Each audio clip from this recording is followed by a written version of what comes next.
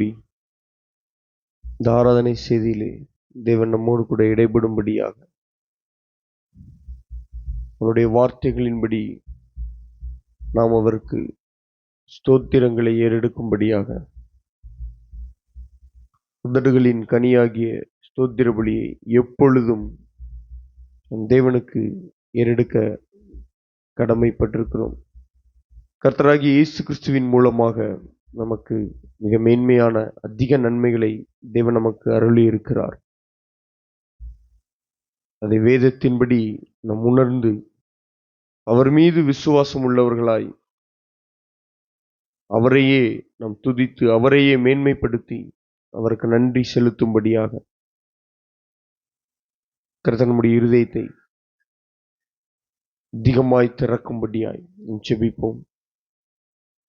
கிருபையும் இரக்கமும் நிறைந்த எங்கள் அன்பின் பரம தகப்பனே, நீர் எங்களுக்கு ஏற்படுத்தி தந்திருக்கிற நல்லதொரு பரிசுத்தவான்களின் ஐக்கிய கூடுகைக்காக உம்மை நன்றியோடு துதிக்கிறோம், ஸ்தோத்தரிக்கிறோம். அப்பா, பாடல்கள் மூலமாக உம்மை மகிமைப்படுத்தவும் நாங்கள் ஏகோபித்து உம்முடைய நாமத்தை உயர்த்தவும் சபை நடுவில் ஏகோபித்து உம்முடைய நாமத்தை உயர்த்தும்படியாய் தேவன் தந்த ஆராதனை வேலைக்காக உம்மை நன்றியோடு துதிக்கிறோம், ஸ்தோத்தரிக்கிறோம். அப்பா, இப்பொழுதும் கர்த்தர் எங்கள் வாழ்விலே செய்த நன்மைகளை எண்ணி நாங்கள் எந்நாளும் துதி ஸ்தோத்திரங்களை ஏறெடுக்க அழைக்கப்பட்டிருந்தாலும் சபை கூடி வருவதில்லை. சபை சகோதரர்களுக்கு நடுவே உடைய நாமத்தை உயர்த்தும்படியாய் கர்த்தர் தந்த நல்ல தருணத்திற்காக உமக்கு நன்றி செலுத்துகிறோம். உடைய வார்த்தைகளின்படி உமக்கு துதி ஸ்தோத்திரங்களை ஏறெடுக்கவும் கர்த்தர் எங்களோடு கூட இடைபடும்படியாய் செபிக்கிறோம்.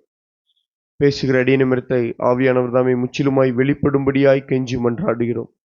ஆவியானவர் சபைகளுக்கு சொல்லுகிறதை காதுள்ளவன் கேட்க கடவன் என்கிற வார்த்தையின்படி எங்கள் அப்பா உம்முடைய வார்த்தைக்கு செவி கொடுக்க கர்த்தர் எங்களுக்கு உதவி செய்யும்படியாய் செபிக்கிறோம். நீங்க மாத்திரம் மகிமைப்படுங்க. எங்கள் கர்த்தரும் இரட்சகருமாகிய இயேசு கிறிஸ்துவின் நாமத்தில் செபிக்கிறோம் நல்ல பிதாவே, ஆமேன். கிறிஸ்துவுக்குள் பிரியமான நதர்மை சகோதர சகோதரிகளே, ஆண்டவராகிய இயேசு கிறிஸ்துவின் இனிதான நாமத்தினால் உங்கள் யாவருக்கும் என்னுடைய அன்பின் வாழ்த்துதலை தெரிவித்துக் கொள்கிறேன். பிதாவாகிய தேவனாலும் கர்த்தராகிய இயேசு கிறிஸ்துவினாலும் உங்கள் யாவருக்கும் கிருபையும் சமாதானமும் உண்டாவதாக. நம் வாழ்விலே தேவன் செய்த நன்மைகளுக்கு ஏதோ நாம் கூடி வரும்போது மாத்திரமல்ல, நம்முடைய இருதயத்தில் இருந்து ஒவ்வொரு நேரமும் தேவனுக்கு நன்றி செலுத்த நாம் கடமைப்பட்டவர்களாக இருக்கிறோம் பிரியமானவர்கள். ஏனால் தேவன் நம் வாழ்விலே செய்த நன்மை அவ்வளவு மிகப்பெரியது. கர்த்தர் நம்முடைய வாழ்விலை செய்த மிகப்பெரிய நன்மைக்காக நாம் ஒவ்வொரு நேரமும் நன்றி செலுத்த அழைக்கப்பட்டிருக்கிறோம். துதி ஸ்தோத்திரங்களை ஏறெடுக்க நாம் அழைக்கப்பட்டிருக்கிறோம். அதிலும் விசேஷமாக சகோதரிகள் நாம் பரிசுத்தவான்களாக கூடி வரும் பொழுது தேவனுடைய நாமத்திற்கு மகிமை செலுத்தும்படியாக தேவனுடைய வார்த்தையின்படி அவருக்கு துதி ஸ்தோத்திரங்களை ஏறெடுக்க நாம் அழைக்கப்பட்டிருக்கிறோம். அதற்கு ஆதாரமாக நான் எடுத்துக்கொண்ட ஒரு வசனம் அப்போஸ்தலனாகிய பவுல் ரோமாபுரியாருக்கு எழுதின நிருபம் 8வது அதிகாரம்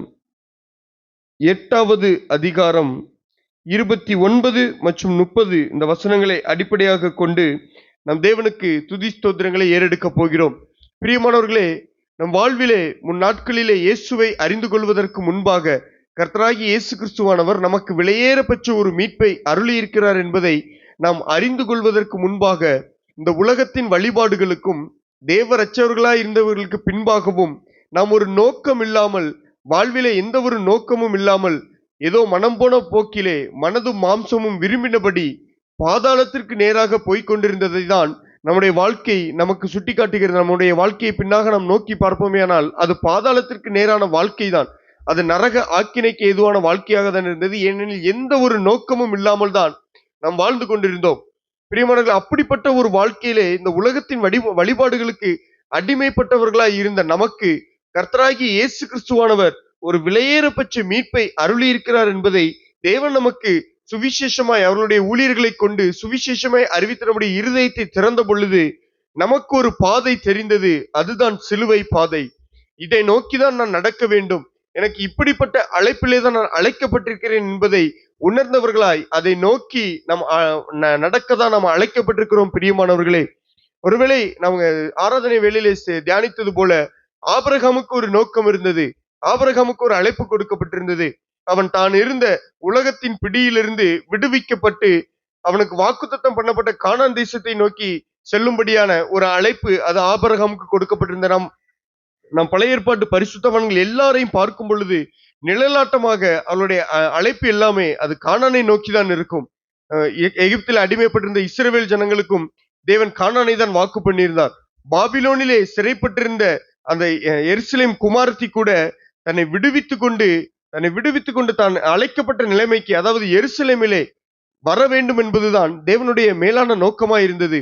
அதே போலதான் உலகத்தின் வழிபாடுகளிலே சிக்குண்டிருந்த நமக்கும் ஒரு அழைப்பு கொடுக்கப்பட்டிருக்கிறது. அந்த அழைப்பை நிறைவேற்றவும் தேவன் தீர்மானம் உள்ளவராய் இருக்கிறார். அவர் முழுவதுமாய் அதை நிறைவேற்றி முடிக்க உண்மை உள்ளவராய் இருக்கிறார்.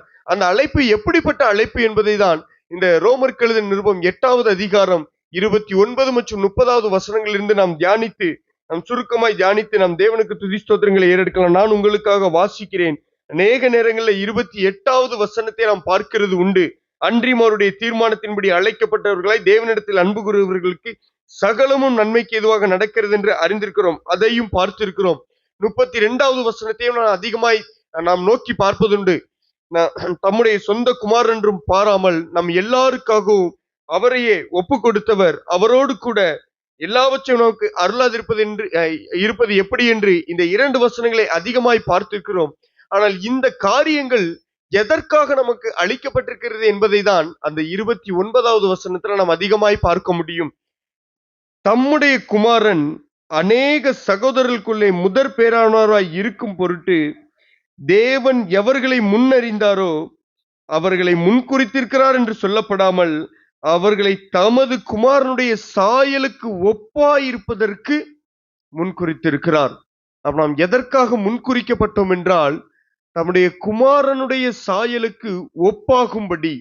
இன்னைக்கு அநேக நேரங்கள்ல யோசேப்பு காண்பித்து கொடுக்கப்படுகிறார். யோசேப்பை போல வாலிபர்கள் பரிசுத்தமாய் வாழ வேண்டும், தானியேலை போல வாலிபர்கள் வைராக்கியமாய் பரிசுத்தத்திற்காய் வைராக்கியமாய் நின்று வாழ வேண்டும் என்று யோசேப்பும் தானியேலும் அநேக நேரங்கள்ல மோசேயை போல நாம் தேவனுக்கு வைராக்கியமாய் நிற்க வேண்டும், யோசுவாவை போல நாம் நிற்க வேண்டும் என்று பழைய ஏற்பாட்டு பரிசுத்தவான்கள் அநேகரை காண்பித்து கொடுக்கப்பட்டிருக்கிறோம். உண்மைதான், அவர்களிடத்துல கிறிஸ்துவின் சாயல் வெளிப்பட்டது உண்மைதான்.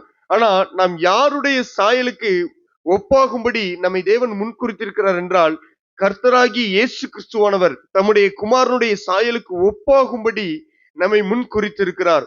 அப்ப எவர்களை அவர் முன்குறித்தாரோ எவர்களை முன்குறித்தாரோ அவர்களை அழைத்தும் இருக்கிறார், எவர்களை அழைத்தாரோ அவர்களை நீதிமான்களாக்கியும் இருக்கிறார், எவர்களை நீதிமான்களாக்கினாரோ அவர்களை மகிமைப்படுத்தியும் இருக்கிறார். இவைகளை குறித்து நாம் என்ன சொல்லுவோம்? தேவன் தம்முடைய பட்சத்தில் இருந்தால் நமக்கு விரோதமாய் இருப்பவன் யார் என்று சொல்லிட்டுதான் தம்முடைய சொந்த குமாரன் என்றும் பாராமல், இவைகள் எல்லாம் சொன்னதுக்கு அப்புறம் தான் தம்முடைய சொந்த குமாரன் என்றும் பாராமல் நம்ம எல்லாருக்காகவும் அவரை ஒப்பு கொடுத்தவர்.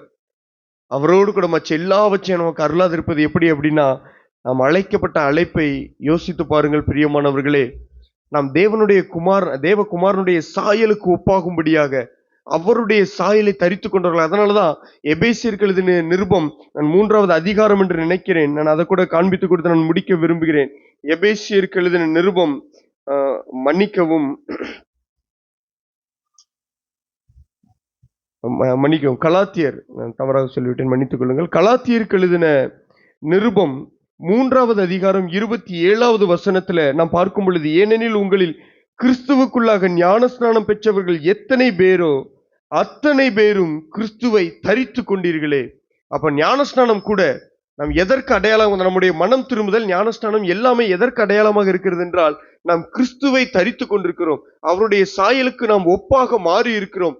இவ்விதமாக நாம் தேவனற்றவர்களாய் நோக்கமற்றவர்களாய் வாழ்ந்து கொண்டிருந்த நாம் இந்த கிறிஸ்துவின் சாயலிலே பரிபூரணப்படும்படியாக ஒவ்வொரு நாளும் பரிசுத்தத்தின் மேல் பரிசுத்தத்தை அடைந்து நாம் புதிய சாயலை தரித்து கொண்டவர்களாக ஒவ்வொரு நாளும் அந்த பரம கானானை நோக்கிய பயணத்திலே முற்றிலுமாய் தேவகுமாரனுடைய சாயல் முற்றிலுமாய் வெளிப்பட்டு நாம் பரிபூர்ணம் அடையும்படியாக தேவன் நம்மை முன்குறித்து அழைத்திருக்கிறார். பிரியமானவர்களே, இதுதான் நம் வாழ்வினுடைய நோக்கம், இதுதான் நம் வாழ்வினுடைய மேன்மையான அழைப்பு. அநேகர் நம்முடைய அழைப்பை குறித்து கேட்கும், உங்களுக்கு என்ன அழைப்பு பிரதர் அப்படின்னு கேட்டாங்கன்னா, நான் உண்மையிலே இதை சொல்லலாம், இதைதான் சொல்லணும்னு இருக்கேன். நான் உண்மையிலே தேவனுடைய குமாரன் சாயலுக்கு ஒப்பாரிக்கும்படி நான் அழைக்கப்பட்டிருக்கிறேன்.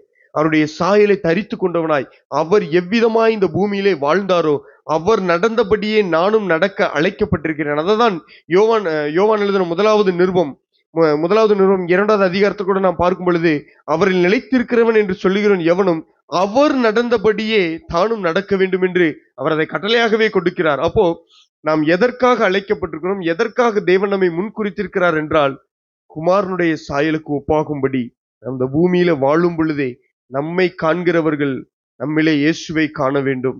நம்மை காண்கிறவர்கள் இயேசுவை காண வேண்டும். ஒரு வெளி தோற்றத்துல நீண்ட தாடியோடு கூட அல்லது வெள்ளை உடையை நான் தரித்து கொண்டு வெளிப்பிரகாரமா நான் பார்க்கும் பொழுது எல்லாரிடத்திலும் அன்பா இருப்பது போல காண்பித்துக் கொள்வது அப்படி அல்ல. உள்ளான மனுஷன்ல நம் உண்மையிலே இயேசுவின் சாயலை தரித்து கொண்டவர்களா, இயேசுவை போலவே அவருடைய ஆவியை பெற்றவர்களாக, இயேசு எவ்விதமாய் இந்த பூமியில வாழ்ந்தாரோ அவ்விதமாவே நாமும் இருக்கிறோம் என்பதை உணர்ந்து கொண்டவர்களாக, அப்படிப்பட்ட சாயலை தரித்து கொண்டு வாழ அழைக்கப்பட்டிருக்கும். அதற்காக தான் நான் ஞானஸ்நானம் பெற்றிருக்கோம். என்னுடைய பழைய மனுஷன் மரித்து விட்டான். அவன் கிறிஸ்துவோடு கூட சிலுவையில் அறையப்பட்டு அவன் மரித்து அடக்கம் பண்ணப்பட்டு விட்டான். இப்பொழுது நான் இருக்கிறது புதிய சாயல். கிறிஸ்து எப்படி புதிய சாயல்ல உயிர்த்தெழுந்த சாயல்ல, மகிமையின் சாயல்ல இருக்கிறாரோ அதே போல நானும் ஒரு புதிய மனுஷனை தரித்து கொண்டு நானும் உயிரோடு எழுந்திருக்கிறேன் என்பதுதான் ஞானஸ்நானம் அடையாளமாக நமக்கு காண்பித்துக் கொடுக்கிறது. நாம் அடிக்கடி தியானிக்கிற ஒரு வசனம் இருக்கு, இனி நான் அல்ல கிறிஸ்துவே எனக்குள் பிழைத்திருக்கிறார் என்கிற அந்த வசனம், அது வசனமாக மாத்திரம் இல்லாமல் நம்முடைய வாழ்க்கையாக மாற கர்த்தர் நமக்கு அழைப்பு கொடுத்திருக்கிறார். பாருங்க, நோக்கமற்று இருந்தோம், எந்த பாதையில போகணும் என்று தெரியாமல் இருந்தோம், வழி இதுவே என்று அநேகர் நாம் எந்த பாதையில போகணும் தெரியாதபடிக்கு நாம் தடுமாறி கொண்டிருந்தோம். வலதுபுறமாவது இடதுபுறமாவது சாய்ந்து விடாதபடிக்கு வழி அது சிலுவையை நோக்கிதான் இருக்கிறது. அந்த சிலுவையின் ஊடாக தான் அது பரம கானானுக்கு நம்மை அழைத்து கொண்டு செல்கிறது. நம்முடைய மீட்பர், நம்முடைய ரட்சிப்பின் அதிபதியே இந்த பாதையில் தான் சென்றிருக்கிறார். அப்ப நாமும் அப்படிப்பட்ட பாதையிலே செல்ல இந்த சாயலுக்காக தான் நாம் முன்குறிக்கப்பட்டு அழைக்கப்பட்டிருக்கிறோம். பிரியமானவர்களே, உண்மையிலே தேவன் நமக்கு இப்படிப்பட்ட அவருடைய குமாரனுடைய சாயலை நமக்கு அருளி இருக்கிறார். அப்படிப்பட்ட சாயலுக்கு நம்மை ஒப்பாக்கி இருக்கிறார் அப்படிங்கிறது மிக மேன்மையான ஒரு காரியம். இதற்காக தான் நம் தேவனுக்கு துதி ஸ்தோத்திரங்களை ஏறெடுக்கணும். மேலே ஆபிரகாம் போல நாம் வசதி இல்லாதவர்களாக இருக்கலாம், செல்வ சீமானாக இல்லாமல் இருக்கலாம். நம்ம பழைய ஏற்பாட்டு பரிசுத்தவான்கள் அநேகரை பார்க்கும் பொழுது அவர்கள் போல உலக பிரகாரமான ஆசீர்வாதம் நமக்கு இல்லாமல் இருக்கலாம். அதனுடைய மேன்மையான காரியம் என்னன்னா, தேவனுடைய குமாரன் சாயல் முழுவதுமாய் நமக்கு வெளிப்பட்டு விட்டது. அவர்களிடத்துல நிழலாட்டமாய் வெளிப்பட்டு கொண்டிருந்த ஒவ்வொரு காரியமும் நமக்கு முழுவதுமாக வெளிப்படுத்தப்பட்டு நமக்கு காண்பிக்கப்பட்டிருக்கிறது. இதற்காக நம் தேவனுக்கு துதி ஸ்தோத்திரங்களை ஏறெடுக்கலாம். நம்ம இருக்கிற இடங்களிலே முழங்கால் படியிட்டு நம் சுருக்கமாக தேவனுக்கு அவருடைய குமாரனுடைய சாயலுக்கு ஒப்பாய் நம்மை மாற்றி இருக்கிறதற்காய், நம் இன்னும் அதிலே பரிபூர்ணப்படும்படியாய் நம்மை நடத்துகிறதற்காய் தேவனுக்கு துதி ஸ்தோத்திரங்களை ஏறெடுப்போம்.